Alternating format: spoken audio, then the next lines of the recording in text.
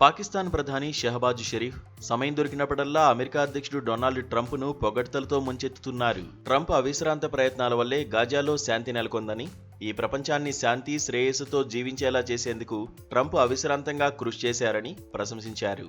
అందుకుగాను ఆయన నోబెల్ శాంతి బహుమతికి అర్హులని ఆకాశానికెత్తారు.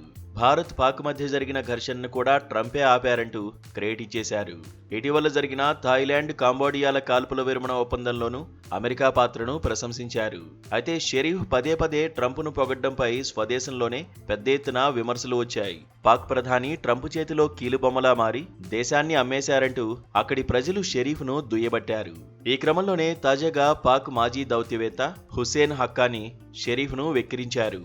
ట్రంప్ను పొగిడే వారికి ఒలింపిక్స్ పోటీలు పెడితే పాక్ ప్రధానికి స్వర్ణ పతకం ఖాయమంటూ ఎద్దేవా చేశారు.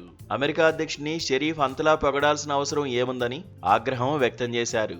కాగా హక్కానీ గతంలో అమెరికాలో పాక్ రాయబారిగా పనిచేశారు.